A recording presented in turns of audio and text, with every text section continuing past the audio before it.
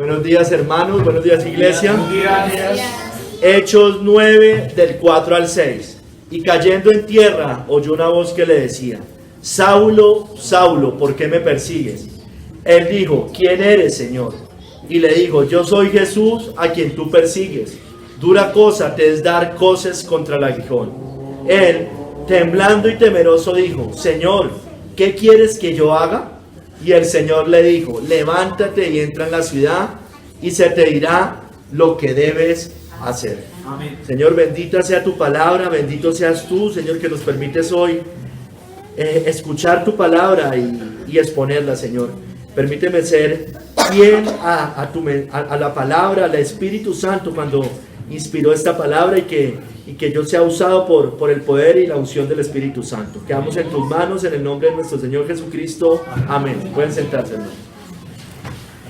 Hermanos, el sermón se llama Tres preguntas camino a Damasco. Tres preguntas camino a Damasco. Hermanos, aquí hay tres preguntas camino a Damasco que todo creyente verdadero debe enfrentar, hermanos. Todo creyente verdadero en algún momento tuvo que haber enfrentado. Las enfrentó Pablo, hermanos, esas tres preguntas. La primera es del Señor al hombre, o del Señor aquí a Pablo: ¿por qué me persigues?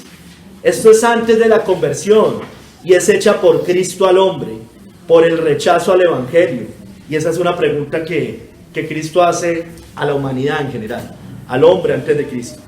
La segunda pregunta es del hombre a Pablo, la hace el hombre pecador a Cristo, perdón, del hombre a Cristo, la hace el hombre pecador a Cristo. ¿Quién eres, Señor? ¿Quién eres, Señor? ¿Por qué? Porque todos hemos escuchado algo de Cristo. Y Pablo preguntaba: ¿quién eres? Pablo ya había escuchado de Cristo. Y la tercera pregunta es: Señor, ¿qué quieres que yo haga? Y esto es para el convertido, para el que está dispuesto a servirlo verdaderamente. Y ya es a partir de que ha nacido de nuevo y se ha entregado a Cristo. Todo convertido pasa por estas tres preguntas, hermanos, de una u otra manera. Todo creyente verdadero pasa por estas preguntas.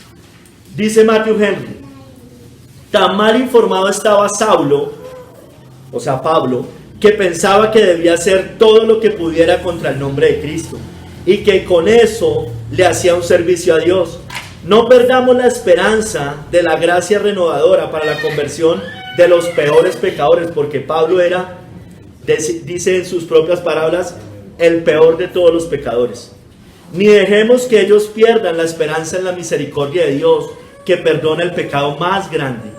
Es señal del favor divino impedirnos, por medio de la obra interior de su gracia o por sucesos exteriores de su providencia, continuar o ejecutar objetivos pecaminosos, como le pasó a Pablo. Impidió finalmente que siguiera camino a Damasco para matar cristianos.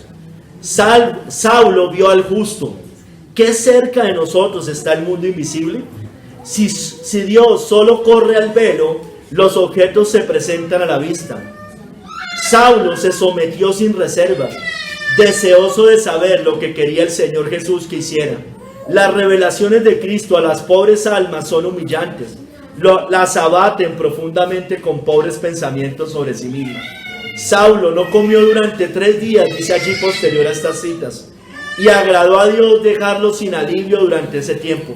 Ahora sus pecados fueron puestos en orden ante él. Estaba en tinieblas sobre su propio estado espiritual y herido en el espíritu por el pecado. Cuando el pecador, hermano, es llevado a una percepción adecuada de su estado y conducta, se arroja totalmente a la misericordia del Salvador, preguntando: ¿qué quiere que haga? ¿O qué quieres que yo haga? Dios dirige al pecador humillado, como hizo con Pablo. Usualmente hay dolor, hay intranquilidad de conciencia, y el alma se compromete hacia las cosas eternas, como le pasó a Pablo. Hermanos, hoy vamos a ver tres capítulos. En el primer capítulo vamos a desarrollar la primera pregunta: ¿por qué me persigues? En el segundo capítulo, la segunda pregunta: ¿quién eres, Señor? Y en el tercer capítulo: Señor, ¿qué quieres que yo haga? Vamos al primer capítulo: ¿por qué me persigues? Dice allí, y cayendo en tierra, oyó una voz que le decía, Saulo, Saulo, ¿por qué me persigues? Es la pregunta, como les decía al principio, que Cristo hace al hombre antes de su conversión. Saulo, Saulo, ¿por qué me persigues? Saulo, antes de su conversión, o Pablo, antes de su conversión, era Saulo, perseguía y asolaba a la iglesia de Cristo, nos dice la palabra. Perseguía a los cristianos. Por tanto, perseguía a Cristo mismo. Allí nos lo muestra. ¿Por qué me persigues? Pablo literalmente no estaba persiguiendo al Señor. Estaba persiguiendo cristianos. Y el Señor le dice, ¿por qué me persigues? Sometido en tierra, oye la voz enfática de Cristo en hebreo. Saulo, Saulo, ¿por qué me persigues?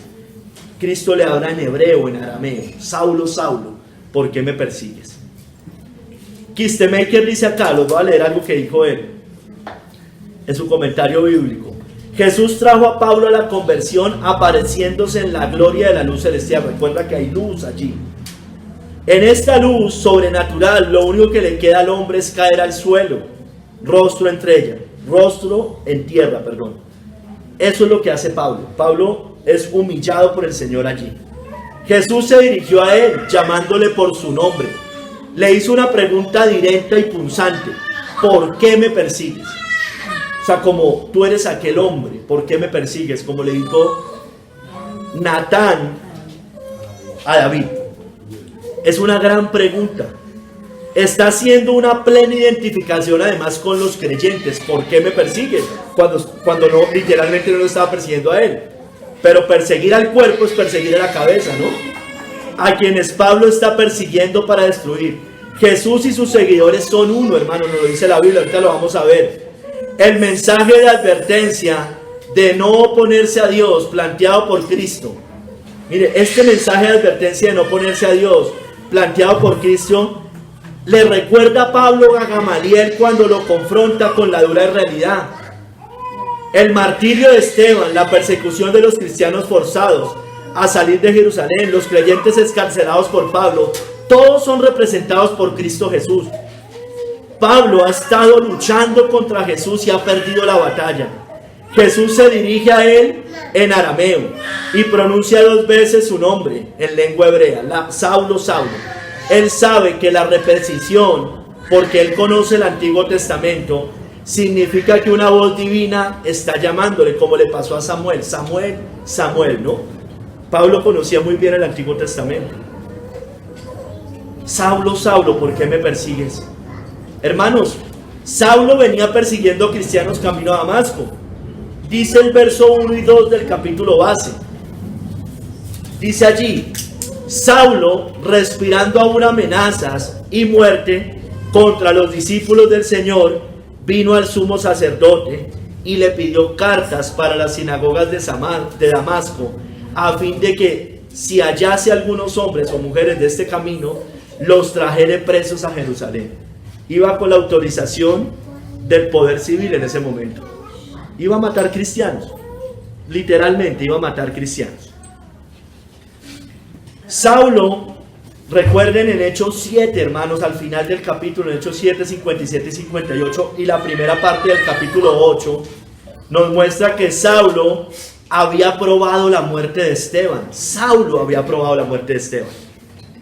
Y arremetieron, les dice allá en el verso 57 del capítulo 7 de Hechos, y arremetieron a una contra él, y echándole fuera de la ciudad le apedrearon, y los testigos pusieron sus ropas a los pies de un joven que se llamaba Saulo, hermanos. Él estaba viendo la muerte de Esteban y estaba probando la muerte de Esteban. En el capítulo 1, perdón, en el verso 1 del capítulo 8, ahí 4 versos más adelante dice, Saulo consentía en su muerte. Saulo consentía en su muerte. Saulo consentía en su muerte. Entonces, hermanos, Saulo asolaba la iglesia, hermanos. Saulo asolaba la iglesia. Hermanos, Saulo perseguía a cristianos. Saulo estaba contra la iglesia de Cristo, contra los cristianos que derivan su nombre en Cristo, Cristo cristiano. Y Saulo asolaba la iglesia, dice en Hechos 8:3. y entrando casa por casa, arrastraba a hombres y a mujeres y los entregaba en la cárcel. Hermanos, eso era Saulo. Pablo o Saulo, como buen fariseo que era, pensaba que al matar cristianos rendía un servicio a Dios. Os expulsarán de las sinagogas, y aún viene la hora cuando cualquiera que os mate pensará que rinde servicio a Dios. Esas palabras se estaban cumpliendo en Pablo, en Saulo en ese momento, cuando perseguía a cristianos. Y harán esto porque no conocen al Padre ni a mí. Hermanos, evidentemente Saulo, aunque era experto en la ley de Dios, fariseo de fariseos, o más bien, hebreo de hebreos, dice, fariseo en cuanto a la ley, fariseo, dice, aunque todo eso lo tenía Pablo, Pablo realmente no conocía al Dios de sus padres, al Dios de Abraham, Isaac y Jacob, mucho menos conocía a Cristo, hermanos. Hermanos, el mundo y nosotros también debemos entender que perseguir cristianos es perseguir a Cristo. ¿Por qué? Yo les decía al principio, en Efesios 5, 23 al 25, si quiere vaya, nos muestra una verdad esencial en las Escrituras, que todos creo que sabemos, todo creyente sabe que Cristo es la cabeza y la iglesia es el cuerpo. Cristo es la cabeza del cuerpo, ¿no es cierto? Entonces maltratar el cuerpo es maltratar la cabeza. Si a usted le pegan en un brazo, le duele todo el cuerpo, hermano, finalmente. Y su cabeza lo sabe. Su cabeza es consciente de ese dolor. Dice allí, porque el marido es cabeza de la mujer, aquí lo voy a enfocar es en Cristo, así como Cristo es cabeza de la iglesia, la cual es su cuerpo, y Él es su Salvador. Así que como la iglesia está sujeta a Cristo, está pegada, está ligada a Cristo, así también las casadas lo estén a sus maridos en todos. Maridos, amad a vuestras mujeres. El énfasis aquí no estoy hablando de marido y mujer, estoy hablando de Cristo y la iglesia, así como Cristo amó a la iglesia y se entregó a sí mismo por ella. Cualquier dolor que se le infrinja al cuerpo, la cabeza lo va a saber. Y a la cabeza es consciente y la cabeza lo siente, hermanos. Por eso Cristo le decía a Saulo, Saulo, Saulo, ¿por qué me persigues? Hermanos, lo que se haga en contra o a favor de un cristiano, se le está haciendo a Cristo mismo. A nosotros nos pueden perseguir, nos pueden difamar, nos pueden decir lo que sea, hermanos. Bueno, se lo están haciendo a Cristo mismo, así ellos no sean conscientes de ello, pero se lo están haciendo a Cristo. Miremos, no ayudar o compadecerse de un cristiano fiel, verdadero, es no hacerlo a Cristo. Lo dice en el juicio de las naciones en Mateo 25, 44 al 45. Señor, ¿cuándo te vimos hambriento, sediento, forastero, desnudo, enfermo o en la cárcel y no te servimos? Entonces le responderá diciendo, de cierto os digo, que en cuanto no lo hiciste a uno de estos más pequeños, tampoco a mí lo hiciste. Es evidente la identificación de Cristo con la iglesia. Ahorita les voy a poner más ejemplos que dice el mundo, hermanos. Y es una mentira lo que dice el mundo. Meterse con un cristiano es meterse con lo más preciado de Dios. Zacarías lo dijo, porque así ha dicho Jehová de los ejércitos. Tras la gloria me enviará Él a las naciones que os despojaron, porque el que os toca, toca a la niña de su ojo, hermanos. Hermanos, Pablo evidentemente no amaba a Dios, así dijera que lo amaba. Como dice el mundo dice, no, yo amo a Dios, no amo a su iglesia. Es una mentira, hermanos, es un engaño. Pablo no amaba a Dios realmente, pues de lo contrario amaría a su pueblo. Primera de Juan 5:1 también lo explica. Todo aquel que cree que Jesús es el Cristo es nacido de Dios. Y todo aquel que ama al que engendró, ama también al que ha sido engendrado por él. Usted dice amar a Dios, tiene que amar al cristiano. Tiene que amar al cristiano, o si no, usted no ama a Dios. Y estoy hablando del verdadero cristiano, yo no estoy hablando de Cash Luna. Yo no estoy hablando de Guillermo Maldonado. Esos son falsos maestros. Y yo sé que el Señor nos manda a amar a los enemigos, pero los amamos de una manera muy diferente. Muy diferente lo amamos. No con el amor fraternal que uno tiene por el pueblo de Dios. Es una cosa muy diferente. No confundamos ese tipo de amores, ¿no? Usted lo ama, entonces no se le puede denunciar, ¿no? Pablo denunció falsos maestros.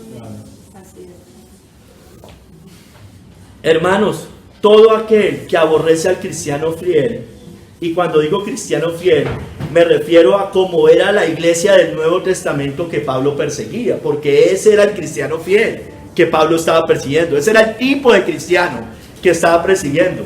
No estaba persiguiendo a un Jesús Adrián Romero, a un Marcos Witt, a ninguno de estos, a ninguno de estos estrellas de la farándula cristiana. Estaba persiguiendo personas cristianas que habían dejado todo por el Señor, que vivían en santidad, que oraban, que tenían comunión en la iglesia unos con otros, que eran radicales y que habían trastornado el mundo con su mensaje. Esos era lo que estaba persiguiendo Pablo, y esos son los que Cristo dice: ¿por qué me persigues? Pablo no puede decir que ama a Dios. Si alguien aborrece este tipo de cristianos, no ama a Dios verdaderamente. El mundo religioso persigue al cristiano. El mundo religioso odia el mensaje cristiano. El mundo religioso, y cuando digo mundo religioso me refiero a las religiones, en general a las religiones. La iglesia católica romana, el islam, el judaísmo, y metamos también allá la nueva era, todas las religiones de Oriente, hermanos. Ellos odian el mensaje de Cristo. ¿Por qué? Porque el mensaje de Cristo, así no nos gusta escuchar muchas veces esto, es exclusivo y excluyente. ¿Por qué? Porque nadie viene al Padre, dijo Cristo, si no es por mí. Yo soy el camino, yo soy la verdad, yo soy la vida. Nadie viene al Padre sino por mí. Eso lo aborrece el judío. Eso lo aborrece el mundo ecuménico y sincretista. Lo desprecia. Y si yo soy musulmán, entonces me voy a condenar, sí. A menos que se arrepienta antes de partir de esta tierra y se entregue al único Salvador, al único que perdona pecados. El mundo odia este mensaje. El Estado, hablando civilmente, aborrece al pueblo de Dios. Por eso promueve leyes para callar al cristiano. Redes sociales, eso pasa todo el tiempo. Ya nos han censurado varios videos, hermanos. Aborrece leyes que usted no puede educar a sus hijos como quiera. Pero ellos sí los pueden educar en el progresismo, en el socialismo, en el estatismo, en la ideología de género. Pero nosotros no les podemos enseñar que teman a Dios, ¿no es cierto? Y que lean las escrituras, porque eso es adoctrinamiento. Pues sí, es adoctrinamiento, pero en la palabra de Dios. Amén. No importa, sí. O sea, ¿por qué nos da miedo decir, usted adoctrina a sus hijos? Sí, en la doctrina de Cristo. Yo adoctrino a mis hijos en la doctrina de Cristo. ¿Cuál es el miedo de decir las cosas? Sí, la comunidad LGBTI, el mundo impío en general, dicen estas cosas. Yo amo a Dios, pero no amo a sus seguidores. ¿No es cierto? Lo dicen mucho. Eso es un engaño, una mentira. No es verdad que usted pueda amar a Dios y no amar a su cuerpo, hermanos. Eso no se puede. Eso es una mentira. Eso solo lo dicen, ¿sabe para qué? Para no comprometerse con Dios, para no congregarse, para no servir fielmente. La falsa iglesia odia también al cristiano fiel. La falsa iglesia, y cuando digo falsa iglesia, estoy hablando del tibio, del light, del mundano, del antinomiano, es decir, el que dice no estoy bajo la ley, estoy bajo la gracia, y no obedecen al Señor. Eso es una mentira. Perseveraremos en el pecado para que la gracia abunde en ninguna manera, dijo Pablo. Miremos la iglesia del Nuevo Testamento. ¿Ustedes creen que eran antinomianos? ¿Ustedes creen que aborrecían los mandamientos de Dios? Cristo dijo, si me amáis, guardad mis mandamientos. Amén. Hermanos, nuestra identificación con Cristo es plena, hermanos. Nos pasará inclusive también lo mismo que a Él. Aborrecimiento, persecución del mundo. Lo dijo Juan 15, en Juan 15, 18 al 21. Si el mundo os aborrece, sabed que a mí me ha aborrecido antes que a vosotros. Si fuerais del mundo, el mundo amaría lo suyo. Pero porque no sois del mundo, antes yo os elegí del mundo, por eso el mundo os aborrece. Acordaos de la palabra que yo os he dicho. Mire, lo dice, lo enfatiza mucho el Señor. El siervo no es mayor que su Señor. Si a mí me han perseguido, también a vosotros os perseguirán. Si han guardado mi palabra, también guardarán la vuestra. Mas todo esto os harán por causa de mi nombre, porque no conocen al que me ha enviado. Como Pablo no conocía al Dios de sus padres verdaderamente. Hermano, este espíritu de persecución a la iglesia, y ese espíritu está dentro de la misma iglesia visible. Cuando hablo de iglesia, acuérdense que nosotros tenemos que saber diferenciar entre la iglesia espiritual de Cristo y la iglesia visible. La iglesia visible es cualquier sinagoga, hermanos, de Satanás. Cualquier sinagoga que se llame cristiana, que se digan ser judíos, como decía la Biblia, y no lo son. Allá está cualquier sinagoga, hermanos, y que digan que son cristianos, que tengan un logo, cualquier cosa, hermanos. Esa es la iglesia visible, pero una iglesia espiritual, hermanos. Esa iglesia espiritual, el que aborrece esa iglesia espiritual, no la institucional, sino la espiritual, es el espíritu de un corazón no regenerado, que no ha nacido de nuevo, que no ama a Dios verdaderamente, como el de Pablo en ese momento, que no conocía a Dios. Hermanos, pero así éramos usted y yo, hermanos. Usted y yo éramos así como Pablo, perseguidores del pueblo de Dios. Aborrecíamos el mensaje y la manera de vivir. ¿Cuántas veces no rechazamos el mensaje de Dios nosotros? ¿Cuántas veces no despreciamos el mensaje de Dios antes de Cristo? Porque nosotros también éramos en otro tiempo insensatos, rebeldes, extraviados, esclavos de concupiscencias y deleites diversos, viviendo en malicia y envidia, aborrecibles y aborreciéndonos unos a otros. Eso éramos nosotros como Pablo. Tito 3:3. Hermanos, pero usted y yo hoy debemos hacer lo contrario. Eso hacen los justos. Hay una identificación. Yo les decía, perseguir cristianos es perseguir al pueblo de Dios. Bueno, amar cristianos es amar a Cristo, es hacerlo por Cristo. Los justos ayudan y se compadecen del cristiano, lo hacen a Cristo y serán recompensados. También allá en el juicio de las naciones, en Mateo 25, 37 a 39, o en la parábola de las ovejas y cabras, como la conozca, dice lo mismo al revés que les leí hace un momento. Entonces los justos le responderán diciendo: Señor, ¿cuándo te vimos hambriento y te sustentamos, sediento y te dimos de beber? ¿Y cuándo te vimos forastero y te recogimos, desnudo y te cubrimos? ¿O cuándo te vimos enfermo o en la cárcel y vinimos a ti? Y respondiendo el rey les dirá: de cierto os digo que en cuanto lo hiciste a uno de estos mis hermanos más pequeños, a mí lo hiciste. Hermanos, el cristiano ayuda socialmente, ya lo sabemos. El cristiano ayuda a los pobres, no sé qué. Hermanos, pero esta cita no tiene que ver con eso, hermanos. Esta cita no es lo que hacen las monjitas de la caridad. No es eso, hermanos. No es eso. Eso cree Roma y eso se lo han enseñado hasta la iglesia cristiana. Eso no es. Aquí está hablando de cristianos en sus tribulaciones, hermano. Por cuanto lo hiciste a ellos, me lo hiciste a mí. Que podemos ir a las cárceles a ayudar, sí, hermanos, pero lleve el evangelio, hermanos. Que podemos ayudar a alguien en necesidad, sí, lo debemos hacer porque como creyentes lo hacemos, pero lleve el evangelio, lleve el pan de vida también, porque eso es más importante. Hermanos, recibir a un cristiano, es decir, recibir el mensaje del cristiano, es recibir a Cristo mismo. El que a vosotros recibe, a mí me recibe, y el que me recibe a mí, recibe al que me envió. No, yo no quiero saber nada de usted. Está rechazando a Cristo mismo. Esto nos pasa mucho con la familia, en el trabajo. No quieren escuchar. No, yo no quiero. Yo creo en Dios a mi manera. Está rechazando el mensaje, está rechazando a Cristo mismo. Hermanos, recompensa de justo tendrá quien reciba a sus mensajeros.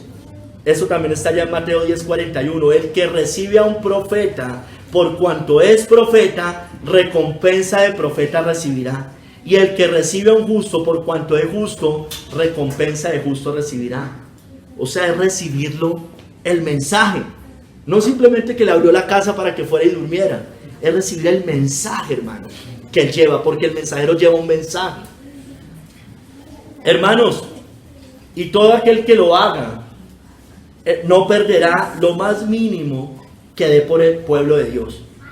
Cualquiera que dé a uno de estos pequeñitos un vaso de agua fría solamente o en mi nombre, por cuanto es discípulo o sois de Cristo, eso está en Mateo 10:42 y en Lucas 9:41, de cierto os digo que no perderá su recompensa, hermanos. Hermanos, si dicen que usted ama a su Padre Dios, deben también amar a los hijos de Dios, por supuesto. No podemos decir que amamos a Dios y no amamos a sus hijos. Eso no tiene sentido, hermanos. Porque los cuales, en teoría, son sus hermanos. O si usted es hijo de Dios, deberían ser sus hermanos, ¿no? Si alguno dice, yo amo a Dios y aborrece a su hermano, es mentiroso. Pues el que no ama a su hermano, a quien ha visto, ¿cómo puede amar a Dios a quien no ha visto? El mundo miente todo el tiempo con esto. Yo amo a Dios, pero aborrezco a los cristianos. Hermanos, eso sí, debemos amar es al verdadero cristiano, yo se los decía desde el principio, como Cristo lo hace, porque se supone que somos del mismo cuerpo, porque nadie aborreció jamás a su propia carne, sino que la sustenta y la cuida, como también Cristo a la iglesia, porque somos miembros de su cuerpo, de su carne y de sus huesos, hermano. Si yo hago parte del cuerpo de Cristo, si se supone que yo hago parte del cuerpo de Cristo, debo amar el cuerpo de Cristo, porque nadie aborreció jamás su propia carne. Entonces, si esas personas aborrecen, quiere decir que no es su propia carne, no son del cuerpo verdaderamente. ¿Usted ama al cristiano?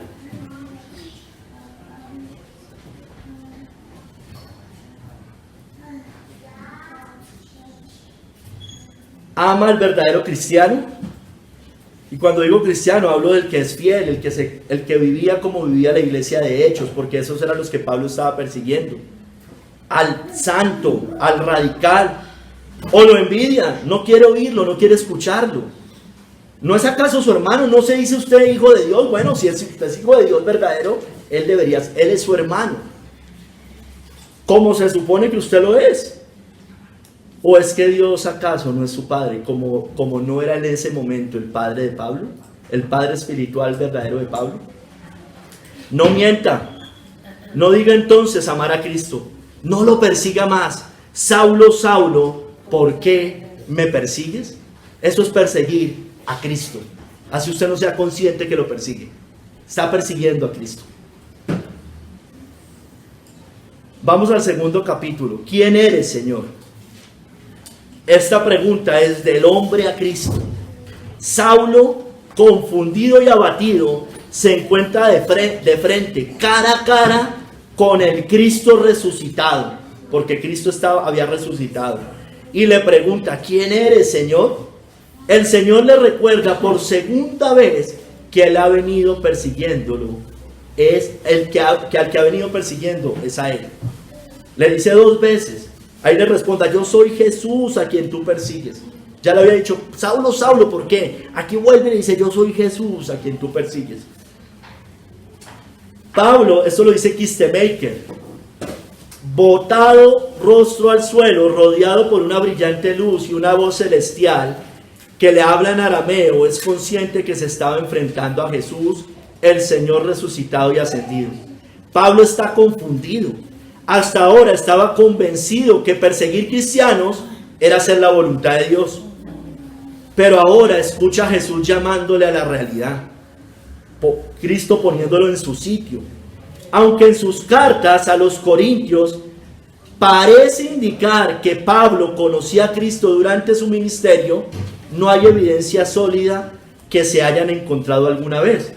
En 2 Corintios 5:16 dice, nosotros de aquí en adelante a nadie conocemos según la carne, y aun si a Cristo conocimos según la carne, ya no lo conocemos así.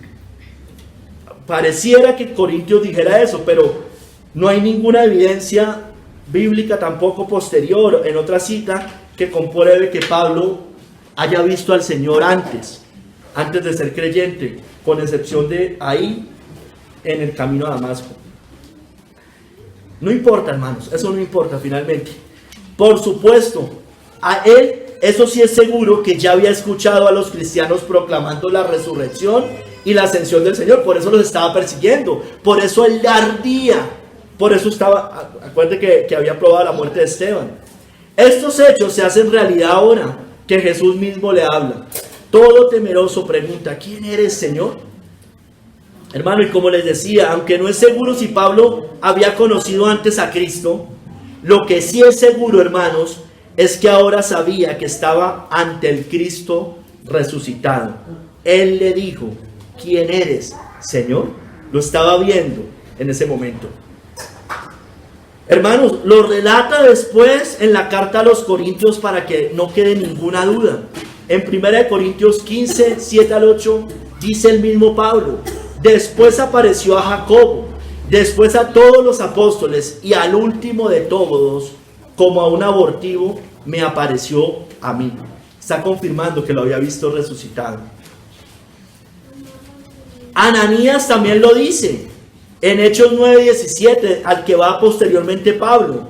Fue entonces Ananías y entró en su casa, y poniendo sobre él las manos, dijo: hermano Saulo, el Señor Jesús, que se te apareció en el camino por donde venías, me ha enviado para que recibas la vista y sea lleno del Espíritu Santo. Hermanos, evidentemente, mire, el mismo Pablo, cuando relata su conversión, cita otras palabras que dijo Ananías que no están en Hechos 9. Y él dijo, o sea, refiriéndose a Ananías: el Dios de nuestros padres te ha escogido para que conozcas su voluntad y veas al justo y oiga la voz de su boca, como sucedió en ese momento. Bernabé también lo confirma al final del capítulo 9, verso 27. Entonces Bernabé, tomando a Saulo o a Pablo, lo trajo a los apóstoles y les contó cómo Saulo había visto en el camino al Señor, el cual le había hablado. Evidentemente no se lo imaginó, no se lo soñó, estaba con él, hermanos, allí. Se le apareció como un abortivo, dice la Biblia. Hermanos, por eso Pablo, siendo creyente, ya creyente, siempre mandó recordar la resurrección de Cristo. Acuérdate de Jesucristo, del linaje de David, resucitado de los muertos conforme a mi evangelio. Acuérdate de Jesucristo, del linaje de David, resucitado de los muertos, hermano. Él siempre predicó la resurrección de Cristo, pero nosotros predicamos a Cristo crucificado. Para los judíos ciertamente tropezadero, y para los gentiles locura. Hermanos, ¿por qué? Era muy importante, hermanos, eso, porque es la doctrina, la de la resurrección, sobre la cual se fundamenta el cristianismo, hermanos. Se fundamenta nuestra fe, hermanos. Y como dice la Biblia, si eso es mentiras, apague y vámonos, hermano. No sirve de nada esta religión que usted y yo seguimos, hermano. Pero como si es verdad, dice la Biblia, y si Cristo no resucitó, vanas es entonces nuestra predicación, vana es también vuestra fe. Pero Cristo sí resucitó, hermanos, y por eso el cristianismo es la verdad, hermanos. La verdad bíblica, hermanos, es la verdad.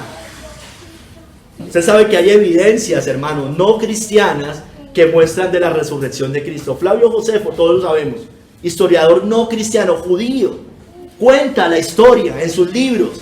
Lo puede verificar cualquiera, hermanos.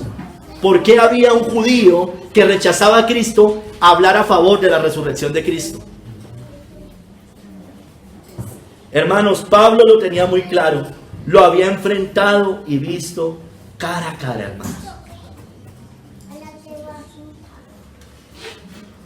Cristo le dice allí: yo soy Jesús a quien tú persigues. Le vuelve y le repite.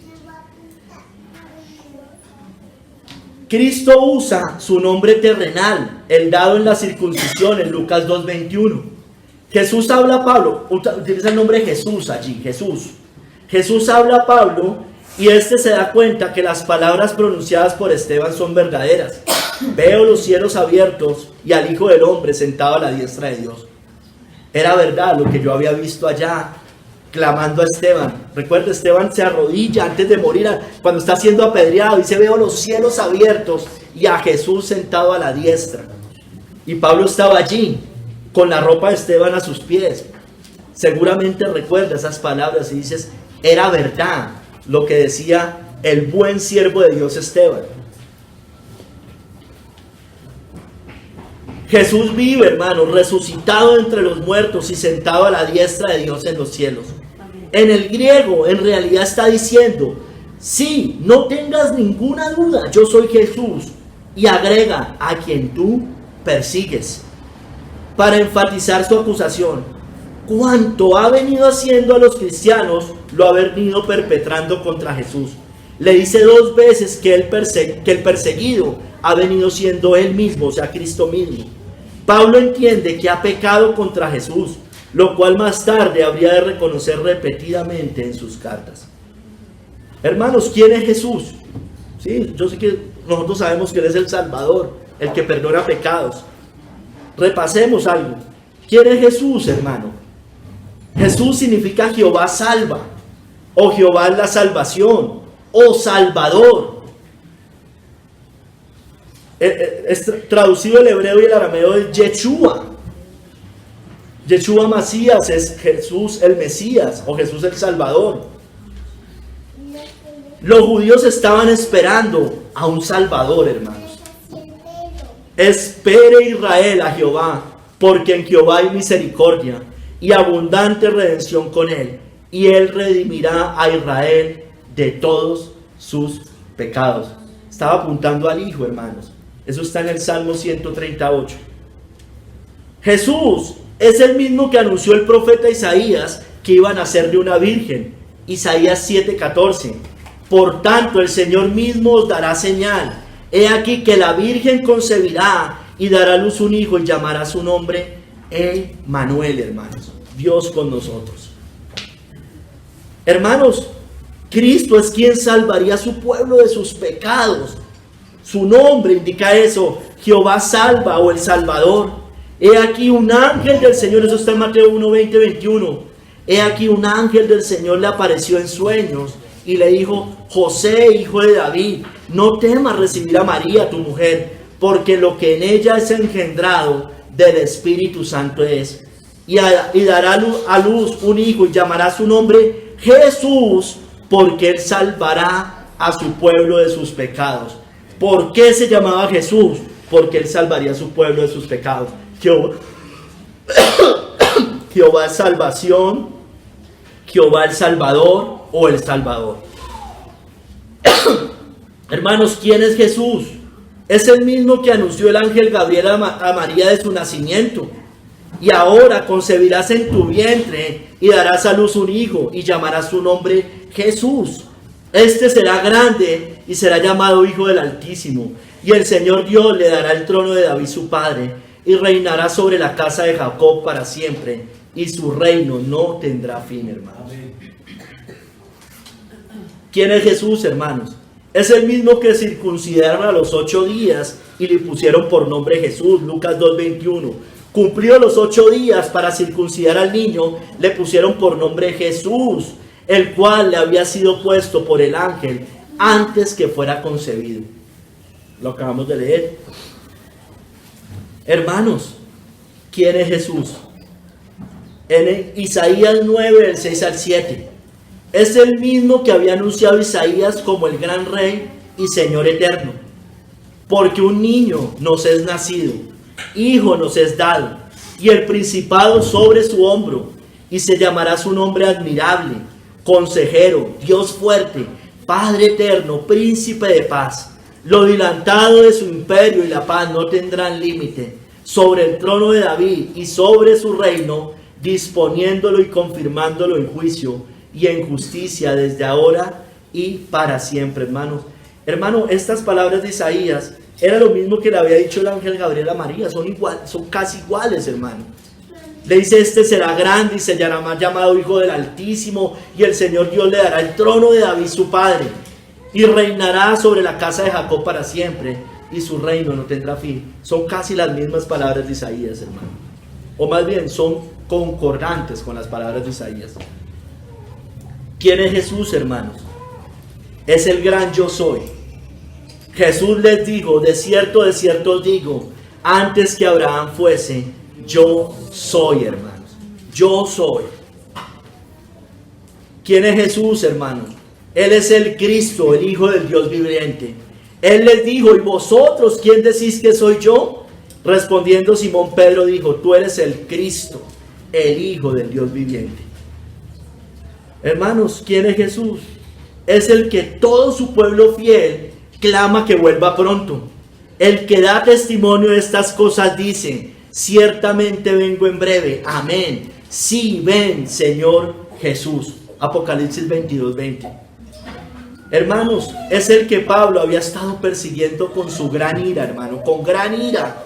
Yo soy Jesús a quien tú persigues. Es como si el Señor le estuviera recordando a Pablo aquel día de la muerte de Esteban, su furia contra él, contra su mensaje, contra Cristo. Es como si Cristo le estuviera recordando, Saulo, Saulo, eres un asesino, duros de cerviz e incircuncisos de corazón y de oídos. Eso está en Hechos 7:51 al 53, en la muerte de Esteban. Se lo está diciendo también a Pablo. Esteban, o Dios, por medio de Esteban, a Pablo y a todos los que estaban ahí fariseos. Vosotros resistís siempre al Espíritu Santo, como vuestros padres, así también vosotros. ¿A cuál de los profetas no persiguieron vuestros padres? Y mataron a los que anunciaron de antemano la venida del justo, de quien vosotros, miren, se apunta a ellos, incluyendo a Pablo, ahora habéis sido entregadores y matadores. Vosotros que recibiste la ley por disposición de ángeles y no la guardaste. Le estaba recordando todas esas palabras cuando le dice, Saulo, Saulo, ¿por qué me persigues? Es como si lo llevara a ese momento de Esteban y le dice, duro de cerviz, incircunciso de corazón, mataste al santo, al justo, perseguidor mío.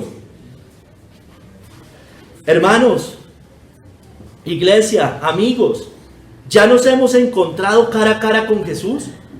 ¿Ya hemos sido confrontados con su voz? Mire, hermanos, si no somos cristianos, como a Pablo, dura cosa te es dar coces contra el aguijón. Es inútil tratar de perseguir al pueblo de Dios, hermanos. Esta expresión, dar coces contra el aguijón o resistirse, es una expresión proverbial, hermano, tomada de las fieras aguijoneadas que patean contra los aguijones o pinchazos y terminan haciéndose más daño. Entonces, hermano, ellos pateaban y las mismas vacas se pegaban contra el aguijón. Se estaban haciendo más daño. Eso estaba haciendo Pablo, haciéndose más daño. Cristo la usa para decirle que si continúa persiguiéndolo a él y a su pueblo, oponiéndose a su evangelio y la fuerte evidencia de él en doctrina y milagros, se encontraría en ese problema muy lastimado, más lastimado, y no podría esperar racionalmente tener éxito contra una persona tan poderosa como Cristo, porque Él es el Rey de Reyes, hermanos. Hermano, dura cosa te es dar coces contra el aguijón. Eso le pasa al mundo. Hermano, Pablo, con toda su vida hasta ahora en el judaísmo, todo lo que había hecho le era inútil. Pablo había corrido en vano, había peleado una guerra que no podía ganar, había corrido una carrera que no iba a poder terminar, había sembrado una semilla que nunca iba a rendir fruto. Dura cosa te es dar coces contra el aguijón. ¿Sabe por qué, hermano? Lo he dicho en varios sermones, hermanos. Porque nada podrá destruir la obra de la iglesia de Cristo, hermanos. Porque es luchar contra Dios. Eso lo reconoció Gamaliel en su momento. ¿Recuerdan? Apartaos de estos hombres y dejadlos, porque si este consejo o esta obra es de los hombres, se desvanecerá. Mas si es de Dios, no la podréis destruir. No seáis tal vez hallado luchando contra Dios, hermanos. Perseguir la iglesia de Cristo es perseguir a Dios y es luchar contra Dios. Y nadie puede vencer a Dios. Nadie, hermanos. Hermanos, nada podrá destruir la obra del Señor, porque por el poder de Jesús, el Cristo, el Hijo del Dios viviente, nuestro Señor Jesucristo, al que Pablo perseguía, su iglesia prevalecerá. Y yo también te digo que tú eres Pedro, y sobre esta roca edificaré mi iglesia, y las puertas del Hades no prevalecerán contra ella. Hermanos, es inútil perseguir a Cristo. Hermanos, tú y yo sabemos, hasta el día de la segunda venida de Cristo, la iglesia va a estar de pie, hermanos. Puede que perseguida, puede que azotada, puede que martirizada, pero va a haber cristianos siempre. Siempre va a haber la iglesia del Señor, hermanos. Siempre el cristianismo no se va a acabar, hermanos. No se va a acabar. Jamás. Es indestructible el cristianismo, hermanos. ¿Usted ha entendido que es inútil ir contra Cristo? Usted me dirá, sí, pero es que yo no lo estoy persiguiendo. Yo no odio a Cristo. De hecho, hay cosas buenas, interesantes en su palabra. De hecho, a mí no me caen ni tan mal los cristianos, dice usted. De hecho, soy amigo de muchos de ellos. Da igual, da igual. Usted está contra Cristo, está dando cosas contra el aguijón si no se ha rendido ante Él. Da igual. Puede que no persiga a Cristo, puede que no persiga al cristiano. Y el Señor lo dijo, porque el que no es conmigo, contra mí es. Y el que conmigo no recoge, desparrama. Usted no recoge con Cristo. Puede que no odie conscientemente, ni a Dios conscientemente, ni a los cristianos. Es amigo de ellos. No pasa nada. No los persigue, le cae hasta bien. Hasta cuando necesita un consejo los llama. Bueno, pero si usted no se ha entregado verdaderamente y se ha rendido a Cristo, usted no está con Cristo. Y el que no es conmigo, contra mí es. Y el que conmigo no recoge, desparrama. Da igual, da igual.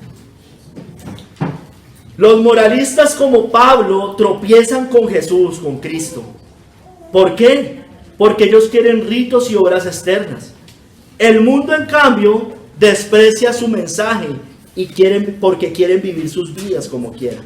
Para los judíos ciertamente tropezadero, y para los gentiles locura. Para Pablo era un tropezadero, porque Pablo quería una religión externa, quería contentarse con ser circuncidado, con ser hebreo de hebreos, fariseo, pertenecer al Sanedrín, ir a la sinagoga. Era tropezadero porque Cristo lo llamaba a rendirse verdaderamente a Él, y Él no se había rendido a Él. Y para el mundo es locura. Esos cristianos están locos. Esos cristianos son locos. ¿Cómo es que posiblemente hacen esa cantidad de cosas? Bueno, para los gentiles, locura. Porque se ha de discernir espiritualmente. El corazón carnal, la mente carnal, para ellos el evangelio es locura. No lo pueden discernir espiritualmente. Hermanos, muchos, la gran mayoría tropiezan con Cristo como Pablo, dan cosas contra el aguijón. Este Jesús es la piedra reprobada por vosotros los edificadores, la cual ha venido a ser cabeza del ángulo. Dice, y tropiezan con la piedra que hace caer. Eso le pasó a Pablo, hermano. Se estaba dando cosas contra el aguijón, se estaba lastimando más. Amigo, y digo amigo porque no lo puedo llamar hermano si no se ha entregado a Cristo. No dé más cosas contra el aguijón. Entréguese y ríndase a Jesús como Pablo lo hizo allí después. Si quiere hallar perdón de sus pecados y salvación eterna de la ira de Dios en el infierno. Y en ningún otro hay salvación, porque no hay otro nombre bajo el cielo dado a los hombres en que podamos ser salvos. Amén. Da igual, usted puede decir, no tengo problema, no sé qué, tal, lo que sea. Pero mire, aún así, si no se ha entregado y se ha rendido a Cristo, está bajo la ira de Dios. Y si muriera en esas condiciones, así no fuera un perseguidor abierto como lo fue Pablo, aún así, el día de su muerte, después de su muerte, padecería en el infierno por la eternidad. tendrá que enfrentarse de todos modos a Jesús, porque está establecido que los hombres mueran una sola vez y después de esto el juicio. Y si usted está preguntando, ¿quién eres, Señor? Porque el mundo impío también pregunta eso, que sea para conocerlo y rendirse ante Él. El mundo impío lo pregunta, ¿quién eres, Señor? ¿Quién es Él? ¿Quién es ese que predican los cristianos? Lo pueden preguntar. ¿Quién es? Ah, sí, Él es el Mesías, sí, de Él hablaron los profetas, puede que sepan algo de eso. Se supone que vino hace 2000 años, allá creen los cristianos en el Salvador, ellos dicen que es el Salvador, Jesucristo, no sé qué. Tercer capítulo, hermanos. Señor, ¿qué quieres que yo haga? El converso, estas palabras las dice ya Pablo, convertido, hermanos, convertido, dispuesto a obedecer. Él, temblando y temeroso, dijo, Señor, ¿qué quieres que yo haga? Y el Señor le dijo, levántate y entra en la ciudad y se te dirá lo que debes hacer.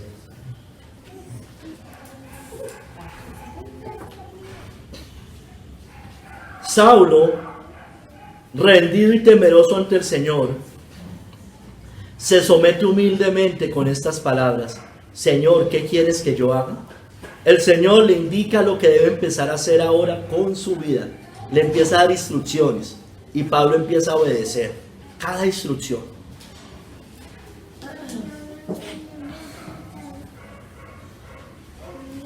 Esto lo dice John Hill. Temblando y temeroso ante la luz, la voz y la aparición de Cristo, y sobre todo ante las últimas palabras, conmovido en el corazón, lleno de un sentimiento de pecado, cargado con la culpa, con terribles aprensiones de su estado y condición, a causa de su maldad pasada y el actual estado de pecado en el que se hallaba, dijo, Señor, ¿qué quieres que yo haga? Pablo estaba dispuesto a hacer cualquier cosa que se le pidiera, hermanos, para satisfacer el daño que le había hecho a Jesús y a los cristianos, y para poder ser salvado, hermanos, porque él aún estaba, todavía estaba pasando del pacto de obras al pacto de gracia. Él se le iban a caer la venda de los ojos, las escamas de los ojos.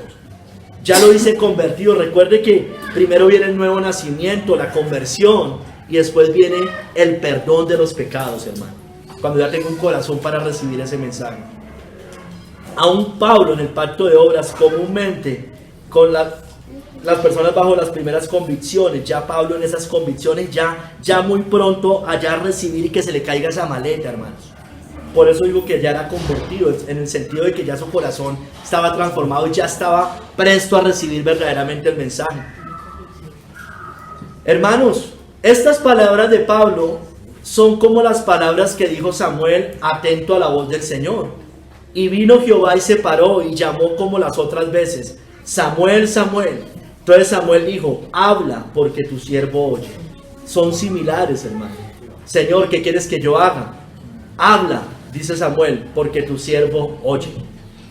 O las del mismo Ananías, dispuesto a la orden del Señor para encontrarse con Pablo, y eso está ahí unos versos adelante, en Hechos 9. Había entonces en Damasco un discípulo llamado Ananías, a quien el Señor dijo en visión, Ananías, y él respondió, heme aquí, Señor. Son similares esas palabras. Hermanos, Saulo o Pablo, Samuel y Ananías estuvieron dispuestos a atender la voz de Dios. ¿Está usted dispuesto a atender la voz de Dios? ¿Está ya dispuesto a atender la voz de Dios? Su corazón ya ha sido humillado por el poder de Dios para atender la voz de Dios. ¿Es atento usted a las palabras de las Escrituras, de la Biblia? Porque esa es la voz de Dios, ¿no es cierto? ¿Está atento a la predicación, al sermón, a la exhortación del hermano, al consejo que viene de Dios? ¿Está dispuesto a oír la voz? Puede decir como Pablo, Señor, ¿qué quieres que yo haga? Cuando vamos a la Biblia, precisamente eso es lo que vamos a hacer. O sea, no solamente leemos la Biblia para informarnos. La Biblia es para informarnos, pero para obedecer, hermanos. Y el Señor le dijo a Pablo allí: levántate y entra en la ciudad, y se te dirá lo que debes hacer. Ahí en nuestro Señor les empieza a dar unas instrucciones. Pablo apenas tiene tiempo para darse cuenta que Jesús se le ha aparecido cuando escucha la orden de entrar en Damasco. Esto lo dice Kistemaker. Y el que poco antes respiraba amenazas de muerte y destrucción, obedece.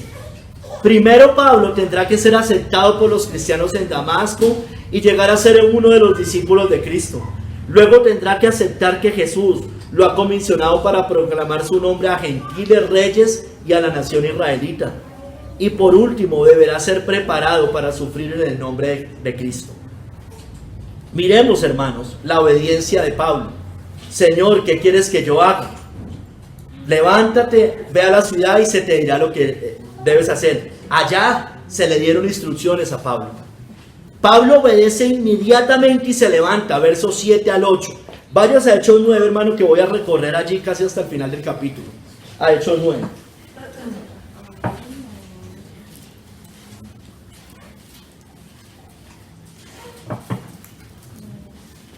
Versos 7 y 8. Pablo obedece inmediatamente y se levanta. Saulo se levantó de tierra y abriendo los ojos no veía a nadie. Así que llevándole por la mano le metieron en Damasco, donde estuvo 3 días sin ver y no comió ni bebió. Entonces Pablo recibe la orden: levántate y ve allá y se te dirá lo que debes hacer. Bueno, él hace caso, inmediatamente hace caso. Verso 11, hermanos, vemos que Pablo se convierte en un hombre de oración. Y el Señor le dijo: levántate y ve a la calle que se llama derecha, le está hablando a Ananías, y busca en casa de Judas a uno llamado Saulo de Tarso, porque he aquí, él ora. Un cristiano ora, hermanos. Un cristiano, hermanos, si una evidencia si usted es cristiano o no, es que usted ora. Si usted no ora, hermano, a mí no me hable de que usted ama a Dios, de que usted no tiene, que tiene comunión con Dios, de que usted lo ama. No. Y estoy hablando sobre todo de esa oración individual. Congregacional es importante, la familiar es súper importante con los hijos, pero hay una que es individual, hermano. Esa no puede faltar. Un cristiano que no tenga esa oración, mire, hermanos, yo no creo que sea cristiano. Es imposible que sea cristiano. Es imposible. No tiene necesidad de Dios. He aquí, él ora. Hermanos, versos 13 y 14 muestra que los que le conocían a Pablo en su vida pasada se sorprenden al ver su cambio. Se sorprenden. Ananías respondió: Señor, he oído de muchos, acerca de este hombre. ¿Cuántos males ha hecho a tus santos en Jerusalén? Y aún aquí tiene autoridad de los principales sacerdotes para prender a todos los que invocan tu nombre. ¿Ese no era el que nos perseguía? ¿Ese no era el que se la pasaba borracho en las fiestas? ¿Ese no era? Bueno, hermanos, el mundo se debe sorprender con nuestro cambio, hermanos. Verso 15, hermano, Dios lo respalda a Pablo porque le ha dado una gran comisión. El Señor le dijo: ve, porque instrumento escogido me es este para llevar mi nombre en presencia de gentiles y de reyes y de los hijos de Israel. Usted dirá: esto es solo para Pablo. Y la gran comisión: vayan y hagan discípulos a todas las naciones, bautizándolos en el nombre del Padre, del Hijo y del Espíritu Santo. Y he aquí, yo estaré con vosotros hasta el fin del mundo. Es para todos, hermano. Cristiano que no hable no es cristiano. Cristiano que no predique el evangelio, que no le comparta a su familia, a sus amigos, que no quiera predicar, es un mudo. Y el Señor vino a hacer que los mudos hablaran. También verso 16 le dice que sufriría por Cristo, lo cual se cumplió arduamente. Yo no voy a traer todas las citas. Dice que recibió 40 azotes menos uno. Muestra todas las aflicciones, las marcas de Cristo en las muertas. Verso 16: yo le mostraré cuánto le es necesario padecer por mi nombre. Y el Señor también nos lo dice a nosotros, hermanos. Pedro dice allá cuando se despide: es necesario que por muchas tribulaciones entréis en el reino de Dios. Amén. A todos, hermanos. Y Pablo la sufrió, la iglesia la sufrió y la iglesia la va a sufrir siempre. Saulo ya es reconocido como hermano en Cristo, verso 17. Fue entonces Ananías y entró en la casa y poniendo sobre él las manos dijo: hermano Saulo. Hermano Saulo. Ya era su hermano. Ya no era un perseguidor de la iglesia allí. Ya era su hermano en Cristo querido. Hermanos, recibió la vista Pablo. Ya recibe, ya sus ojos se le abren. Verso 18. Y al momento le cayeron de los ojos como escamas y recibió al instante la vista. Porque un cristiano ve, hermanos, ve las cosas espirituales, discierne las cosas espirituales. Va a la Biblia y entiende, hermanos. Ve la importancia de ser cristiano, de ser creyente, de hallar el perdón de los pecados, de arrepentirse, de nacer de nuevo. Verso 18b, se bautiza, dice allí, y levantándose fue bautizado. Hermanos, un cristiano verdadero, sabemos que el bautismo, echarse el rito, aunque es mandado por el Señor, no salva, hermanos, pero un cristiano se ha bautizado, hermanos. Quiere bautizarse. Dice como el etíope: ¿qué impide que yo sea bautizado? Hay un deseo genuino en su corazón. Pablo es bautizado. Y es bautizado grande, ¿no? Grande. No de pequeño, grande. O sea, ya entendiendo y siendo consciente. Pablo, verso 19, se empezó a congregar, hermanos. Porque un cristiano verdadero se congrega, hermanos. Y habiendo tomado alimento, recobró fuerzas. Y estuvo Saulo por algunos días con los discípulos que estaban en Damasco. Ya empezó a ser parte de la iglesia. Ya empezó a compartir con ellos. Hermanos, sí, Dios no habita en templos construidos por manos humanas. Ya lo sabemos. Dios no habita en las paredes. Pero Dios sí habita, hermanos, donde 2 o 3 están congregados o reunidos en su nombre. Se congrega un cristiano y no es simplemente yo me congrego en mi casa, porque todo, cuando vemos allá en el libro de Hechos, eran familias que se reunían. La única excepción que vemos en el Nuevo Testamento es el apóstol Juan, porque estaba exiliado y estaba en una cárcel. Por obvias razones no se podía congregar. De resto, hermanos, no deberían haber excepciones. Hay que buscar una iglesia. Se empezó a congregar.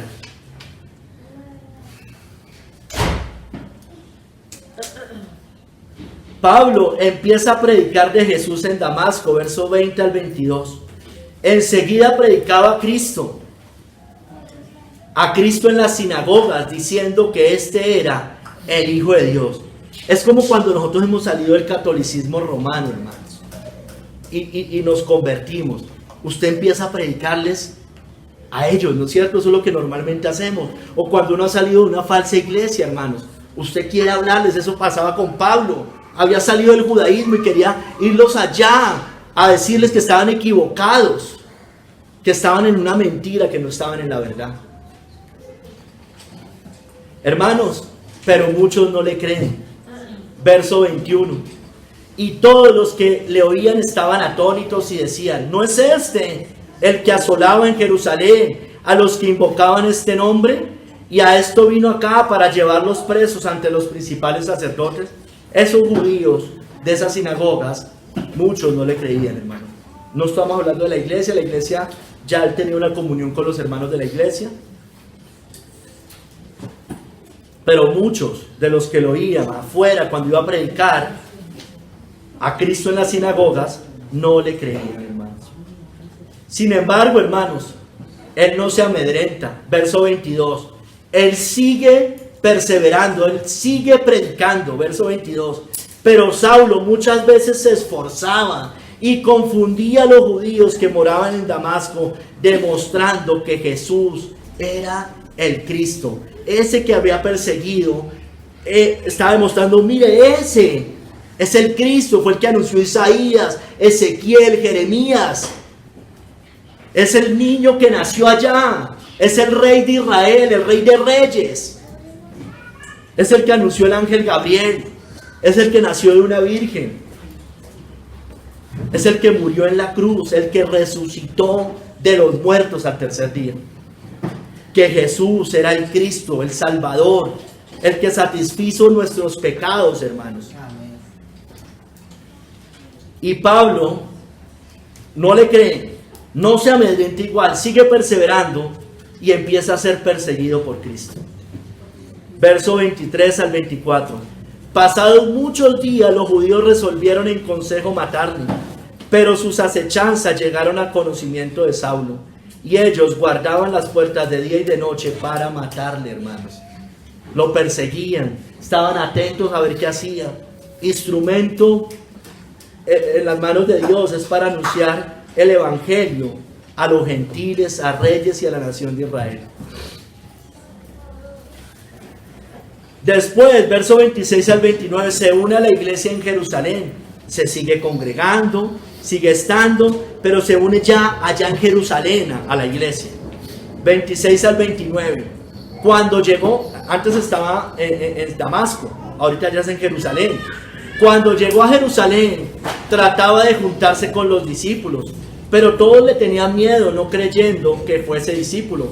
Entonces Bernabé, tomándole, lo trajo a los apóstoles y les contó cómo Saulo había visto en el camino al Señor, el cual le había hablado, y cómo en Damasco había hablado valerosamente en el nombre de Jesús, y estaba con ellos en Jerusalén, y entraba y salía. Hacía parte de una iglesia, hermanos. Entraba, salía. Al principio como que tenían temor, claro, era natural que tuvieran temor, pero ahí viene Bernabé y dice, no, tranquilos. Él ya no es así. Ya no es así, él ya cambió, él ya es otro. Él ya se encontró con Jesús. Él ya está dispuesto a hacer lo que Cristo manda que se haga. Hermanos, todo esto pasó inmediatamente o posteriormente después de encontrarse Pablo con el Señor. Él empieza a obedecer, él obedece al instante, hermanos. Es como cuando el Señor llamó a Simón y a Andrés en Marcos 1 a los primeros discípulos y les dijo Jesús, venid en pos de mí y haré que seáis pescadores de hombres. Y dejando luego sus redes, le siguieron. O cuando llamó a Jacobo y a Juan, Marcos 1:20, y luego los llamó y dejando a su padre Zebedeo en la barca con los jornaleros, le siguieron. O cuando llamó a Leví o a Mateo, Marcos 2:14, y al pasar vio a Leví, hijo de Alfeo, sentado al banco de los tributos públicos y le dijo, sígueme, y levantándose le siguió, hermanos. Eso hace un corazón convertido, hermanos. Cuando ya oye la voz de Dios. No estoy diciendo que todas las personas a la primera voz de Dios van a escuchar, porque eso no es lo que le pasó, por ejemplo, a Pablo. Porque Pablo Esteban le estaba predicando. Él vio cuando Esteban dijo eso. Pero lo que sí estoy seguro, hermano, es que si usted no ha ido a obedecer al Señor inmediatamente, quiere decir que aunque ha escuchado la voz de Dios, no ha obedecido. Quiere decir que todavía no ha sido salvo.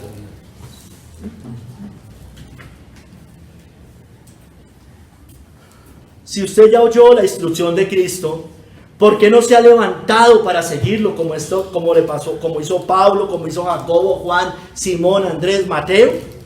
¿Por qué no lo está obedeciendo? La razón es porque usted aún no ha sido convencido de pecado, de justicia y de juicio. Puede que ya tenga algo, pero aún no ha sido entregado alguna vez, aún no ha sido salvado por el poder de Dios. Hermanos, ¿qué más hace Pablo? Posteriormente, Pablo siempre tuvo presente su gran pecado, el perseguir cristianos. Sabía que había afrentado a Cristo. Siempre habló de ello, pero halló el perdón a pesar de su gran pecado. Hermanos, es cierto que el Señor se olvida de nuestros pecados. Eso es cierto, hermanos. Pero nosotros cuando recordamos nuestra vida pasada, lo recordamos como Pablo. Ya el Señor nos perdonó, es cierto que ya nos perdonó. Y ya fueron clavados esos pecados en la cruz. Pero recordamos eso con una nostalgia, una tristeza de haber ofendido al Señor como Pablo. Mire lo que decía Pablo. En 1 Corintios 15:9 y en Gálatas 1:13. En Corintios dice, yo sé que la conocen, porque yo soy el más pequeño de los apóstoles, que no soy digno de ser llamado apóstol, porque perseguí a la iglesia de Dios. Siguió recordando ese gran pecado, 1 Corintios 15:9. Gálatas 1:13 también lo dice, porque ya habéis oído acerca de mi conducta en otro tiempo en el judaísmo, que perseguía sobremanera la iglesia de Dios y la asolaba. No se jactaba Pablo de eso, se entristecía. Recuerde como Pedro, cuentan algunas historias, no está en la Biblia, que Pedro lo cuentan muchos historiadores, que al parecer dice que Pedro lloró amargamente después de negar al Señor.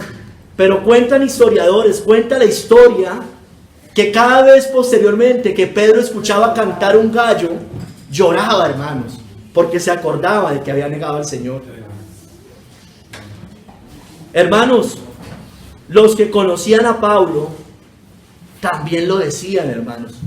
Solamente oían decir, aquel que en otro tiempo nos perseguía, ahora predica la fe que en otro tiempo asolaba, y glorificaban a Dios en mí. Se notaba, hermanos. Sabían que era un perseguidor y decían, ese que nos perseguía ahorita está con nosotros combatiendo en el mismo ejército. Hermanos, Pablo, a pesar de todos sus abolengos, de todo lo que él tenía hasta ese momento, antes de su conversión, él reconoció que había corrido en vano al perseguir a Cristo. Lo dice más abiertamente, circuncidado al 8º día, del linaje de Israel, de la tribu de Benjamín, hebreo de hebreos, en cuanto a la ley fariseo, en cuanto a celo, perseguidor de la iglesia, en cuanto a la justicia que es por la ley irreprensible. Y dice, pero cuántas cosas eran para mi ganancia, las he estimado como pérdida por amor de Cristo. Todo eso, hermanos. Mira, hermanos, lo hemos mencionado también en otros momentos. Hermanos, yo creo que Pablo tenía mucho más que dejar que usted y yo, hermanos, en esta tierra. Muchísimo más, hermano. Como Moisés, hermano, que era educado en la casa de Faraón, hermanos. Como Abraham, hermanos. Ellos dejaron mucho más, hermano.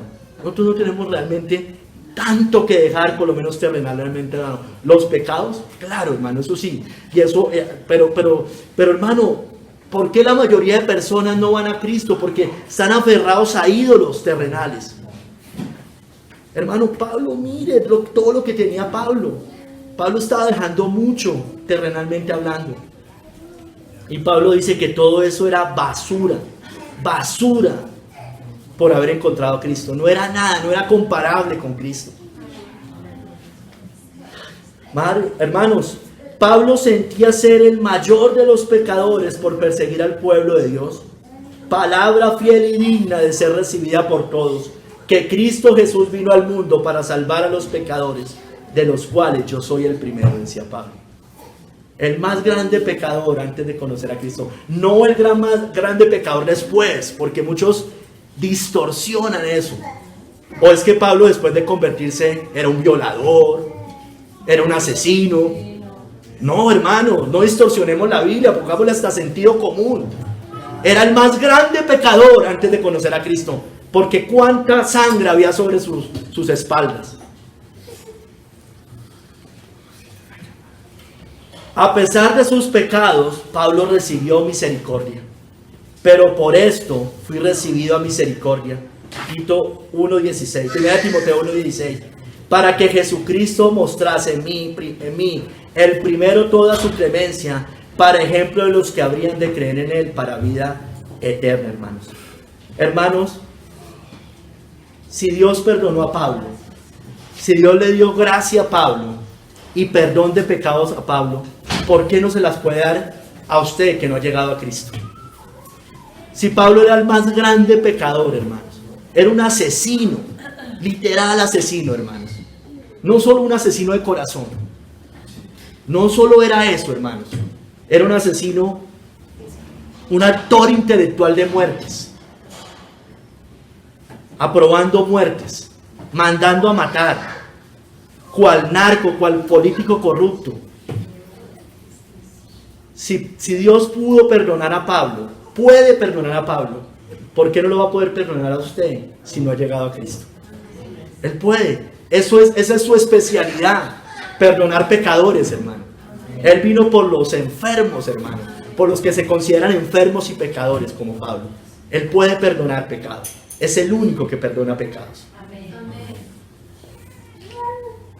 Por eso Pablo después escribe de los sufrimientos y humillación de Cristo como hombre, sufrimientos que él había ayudado a causar, el cual, dice Filipenses, palabras de Pablo, el cual siendo en forma de Dios no estimó el ser igual a Dios como cosa que aferrarse, sino que se despojó a sí mismo tomando forma de siervo y hecho semejante a los hombres, y estando en la condición de hombre se humilló a sí mismo, haciéndose obediente hasta la muerte y muerte de cruz.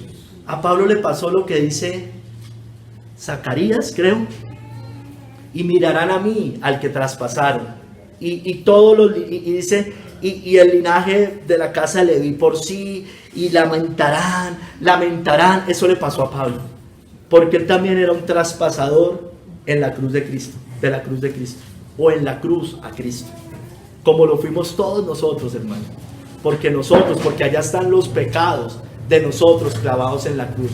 Pues cada gota derramada por nuestro Señor, hermanos, es afrenta que nosotros hicimos también a Él.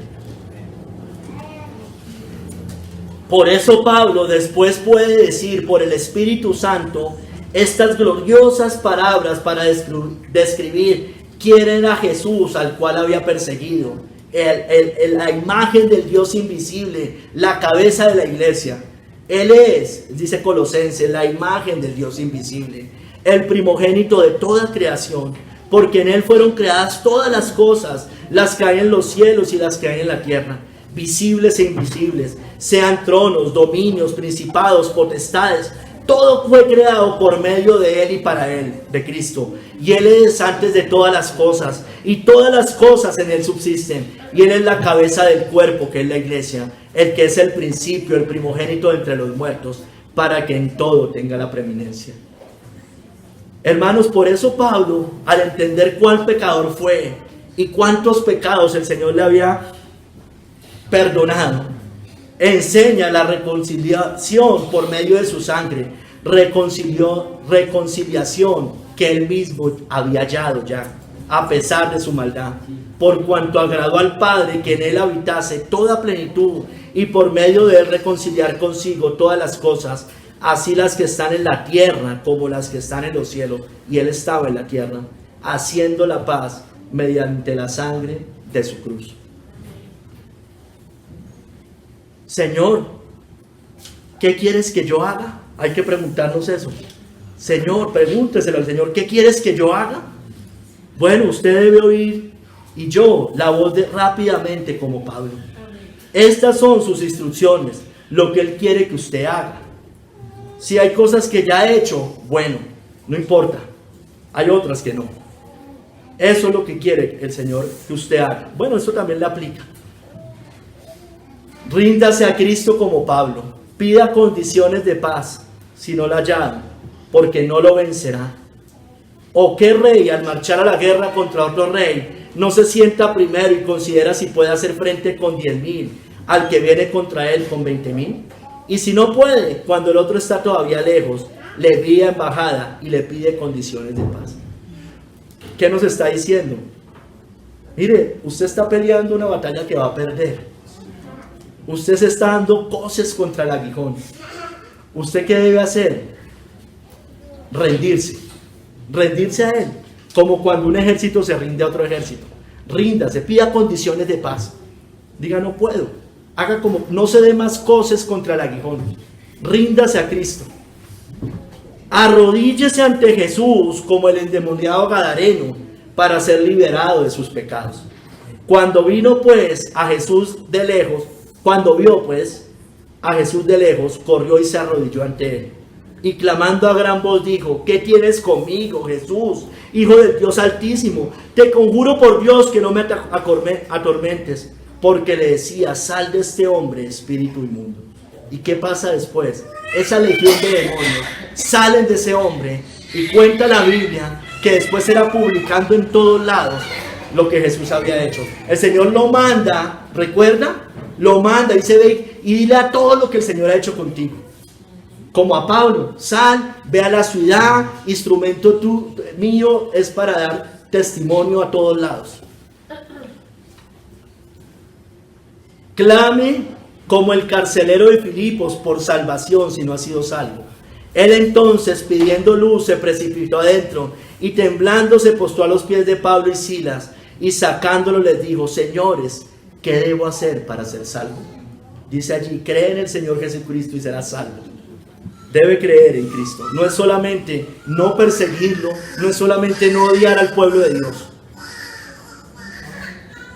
Reconcíliese como Pablo con Dios por medio de Cristo. Amén. Así que somos embajadores en nombre de Cristo, como si Dios rogase por medio de nosotros.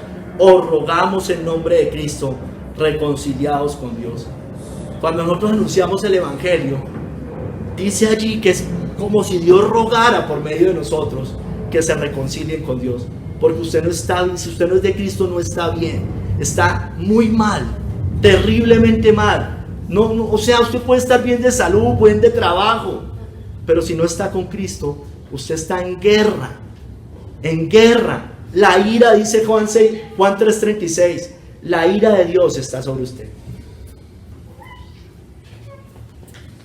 Está en guerra por su rebelión con Dios. Usted necesita el perdón de sus pecados. Halle la paz con Dios.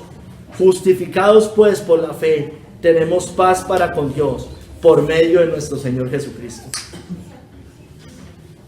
Miren, así es que alguien se rinde al Señor.